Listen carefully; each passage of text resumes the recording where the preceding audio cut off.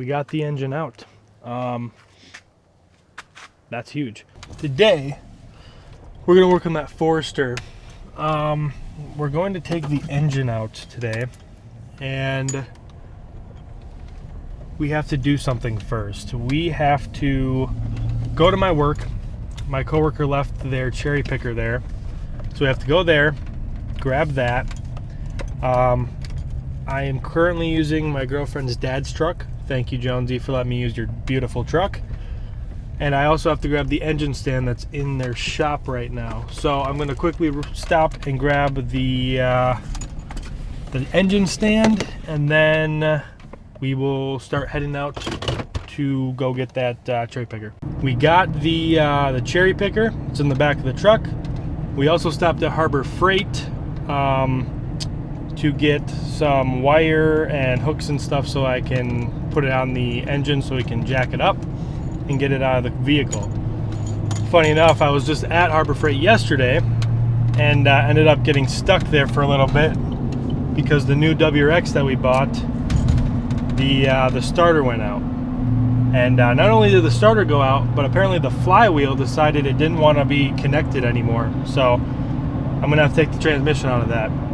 But we're on our way to the Forester now. I don't know if we're gonna actually like take it out tonight. I might take it out tomorrow, just because it's getting dark and it's gonna start getting colder. It's probably, I think the low today is like 12 degrees.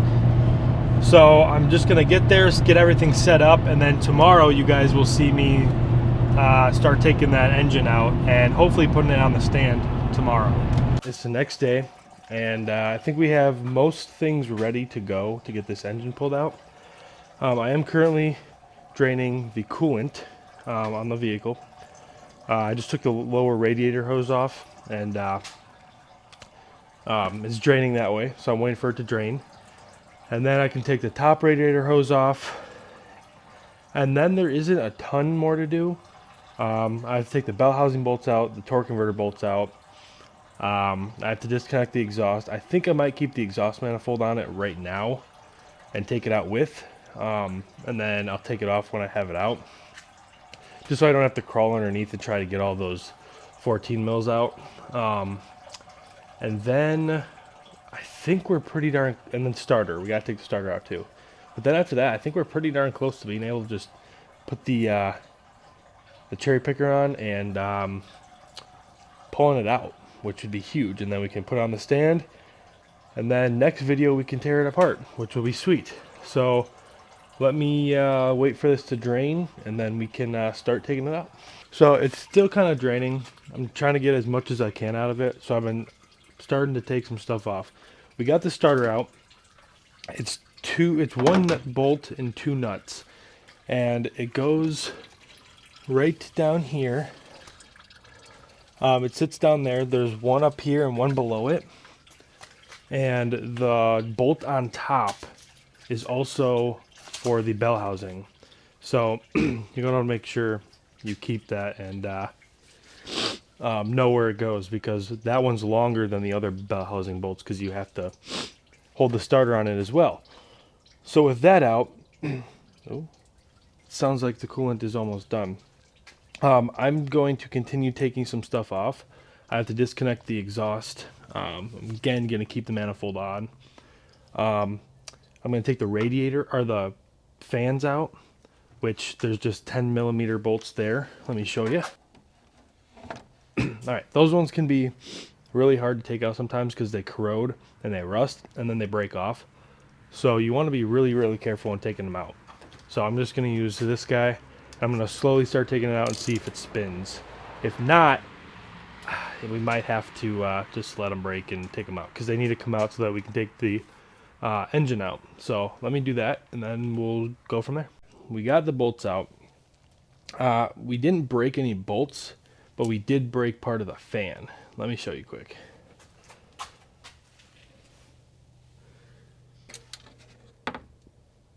Okay, so with this is these little tabs here, and this is where the bolt goes. And there's a little metal triangle that's threaded that you put the bolt through.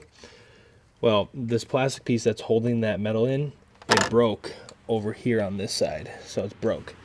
So again, the bolts didn't break, they were spinning, but this guy it came with and it just sits in there, so I'll end up just having to put it back in there, which is fine. Not the hardest thing to do. But now I'm going to disconnect the fans from underneath. They're down by the radiator, and then we can take them right out. I wanted to show you guys, so I have a light, but this connector right here is what's holding that, is the connector for the fan. And then there's one on the opposite side as well for the other side fan. So all we gotta do is disconnect this connector, and then we should be able to just pull these fans right out and out of our way. Okay, got the fans out. They're super easy connectors. There's a tab right here. I don't know, let me grab a light really quick. All right, so there's a tab on these things that you just pull up, and then you can pull the connector right out of it. Makes it a lot easier to do. So now that we have these out, let's see what else we have to take out. So what I'm going to do is I'm going to crawl underneath the car, and I'm going to get the bell housing bolts out. There are, I want to say, 6, 7 bolts you have to take out. There might actually be like 6 bolts and like 2 nuts, or 5 bolts, 2 nuts, something like that. And there, I believe on this one there's a hidden bolt too that goes behind the starter, and you don't want to forget that because you will ruin the block, the transmission, something if you're trying to pry it to spread it apart. So let me crawl under the car, and I'll try to show you guys all of the bell housing bolts that we have to take out. We are on the driver's side right now, and I don't know if you can see it, but the starter's out. This is the stud right here that one of the starter nuts goes on. The hidden bolt is right next to it right here. I can't zoom in, but it should be right here, right behind the starter. And then there is a nut right here. There's a nut on the other side, that's directly opposite of this.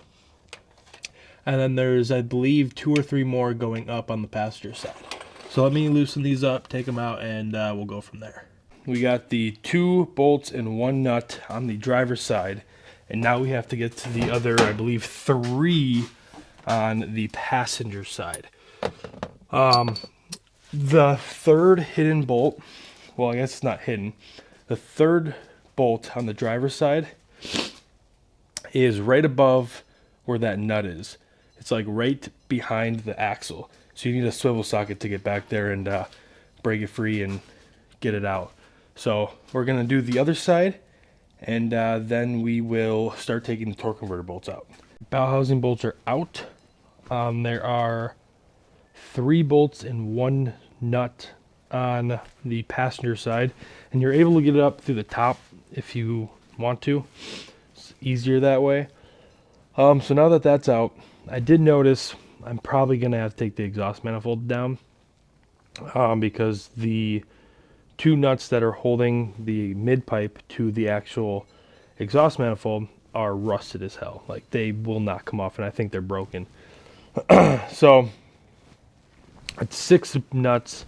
You just take 3 on each side. You take the 3 out. It'll come down, and I'll just ratchet strap it up so it's holding up. So we'll take that down, and then we'll take the torque converter bolts out. We will take the dog bone out for the transmission. We will take the engine mount bolt or nuts out, and then I think we're pretty damn close into taking this thing out. So that's pretty exciting. So let me take the 6 nuts out for the exhaust manifold, and then we will start taking the torque converter bolts out. We got the exhaust manifold loose, and luckily the mid pipe that's holding onto it is allowing it to just kind of hang here. So it is right down here.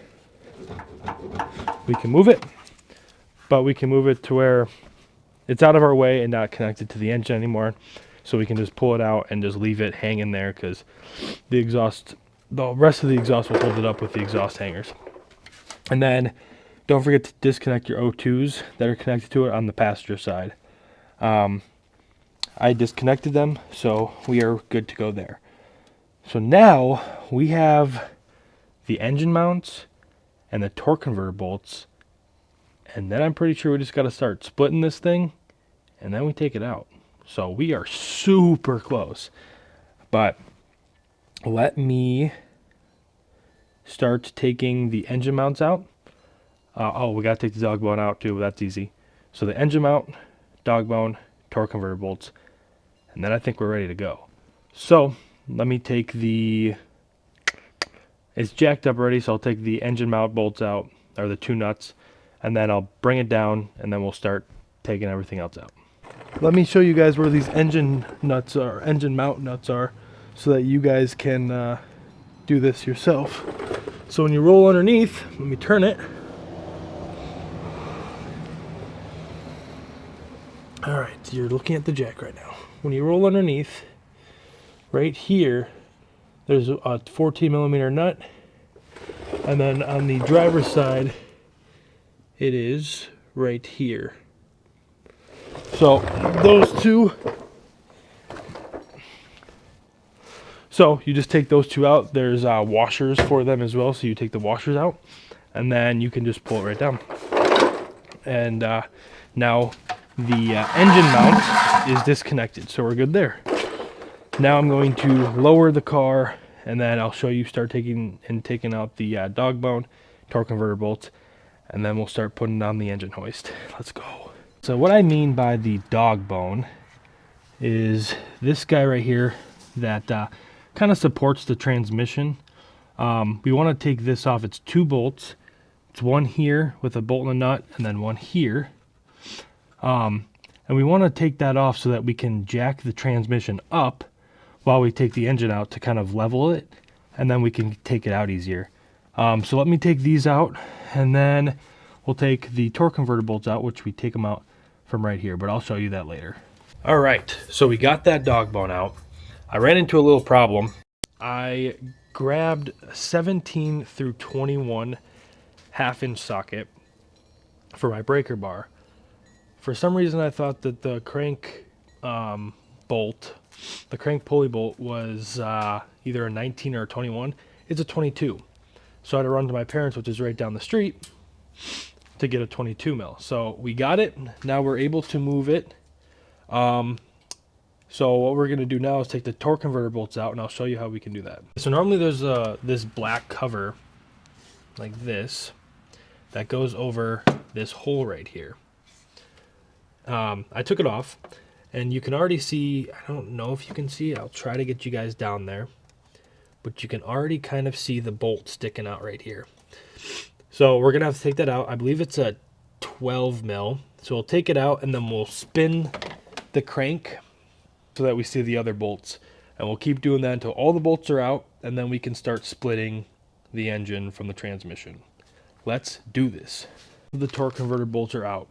Huge. So now we should be on our last part. I did see that I missed two coolant lines that I'll show you. They're just on the back of the engine. You just take them off. That's easy. But now we can split the engine from the transmission.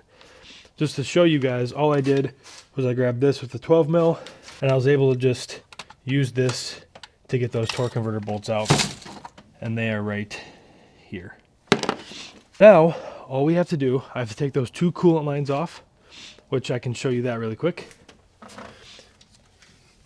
They are right here. There's these two here. Turn this light on quick. These two lines right here, we just take them off. There'll be some coolant that falls out, that's fine. And then we'll start splitting the block. Those two hoses off. And now we just have to split the engine from the transmission. It's not super hard if you have the right stuff.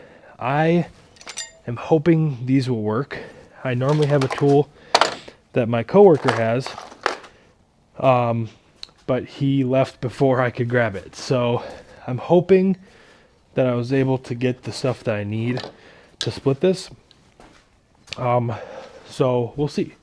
Basically all we have to do is we gotta grab something and put it right in between where the engine and the transmission meet. And then you'll grab a hammer and you'll start hitting it so it starts spreading. Once it is split, you grab a pry bar and you can just put it in between there and start making sure it's, you know, really split and free. And I'll show you what that looks like when it is free.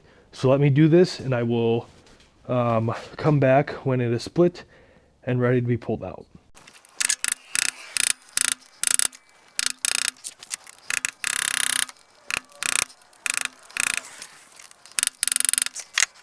After a little bit of convincing, I was able to get it free. Let me show you. So like you can see that there's now a split in between these two. So then I should be able to, yeah, you see how loose that is now? Now I should hopefully be able to just grab this. Oh yeah, it's loose. So now that it's broken free and loose, we'll check both sides. My pry bar fell, that's whatever. It is good on both sides. Now that it's good on both sides, I can get the cherry picker. I have to put the hood into maintenance mode, which I can show you. Get the engine hoist and start jacking this thing up, which I will show you how to do. So let me get ready and we can do this. Putting this thing into maintenance mode is super easy for the hood. All you have to do is for the hood struts that hold the hood up, you take both sides off. It's easier if you have someone to hold the hood while you do this. But all you do is you take the two bolts out, you'll lift it up so it lines up with these other two bolts. When you do that, the hood will be high enough to where you can get the cherry picker in and lift it all the way up instead of hitting the hood. So let me do that and then I'll show you what it looks like. Slight problem putting the hood into maintenance mode. The hood was too tall for the garage because it would hit the garage door. So I had to push it out a little bit. So now it's a little bit out of the garage, but that's fine. I'll just have to move my car back a little bit. But we have it in maintenance mode and it's like way higher up. So now we can get the arm in there and lift the arm all the way up so that we can get the engine out. So let me get this all hooked up and then we can start taking it out. We have it set up. We have the cherry picker here ready. We have our cables connected. You connect it to this bracket right back here. You connect it to this, and then you connect it to the AC compressor bracket right here. And then I have this ratchet strap so that it lifts the front of the engine up so that it's more leveled with the transmission so you can pull it right out. So what I'm going to do is I'll put you guys on the big stand and I'll start taking it out so you guys can kind of see what exactly we do and how to do it. So let me get this on the stand and we will start taking this thing out. Okay, so I jacked up the transmission a little bit. So now I'm going to try and jack the engine up a little bit and we're going to see if we can slide this out.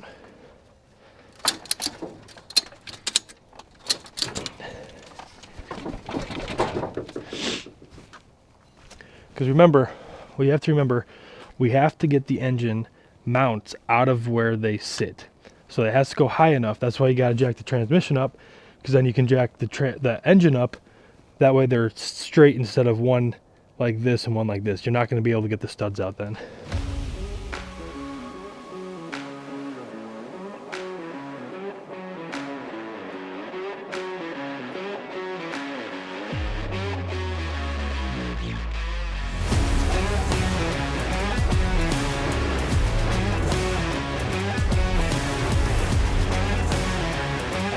We got the engine out.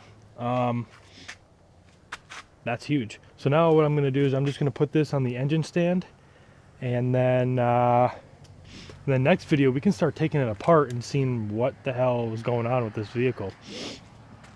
So we're getting there. It's out. We just got to tear it down and see what's going on. That's going to be the end of this video, so thank you guys for watching. Please like, comment, subscribe, share with your friends.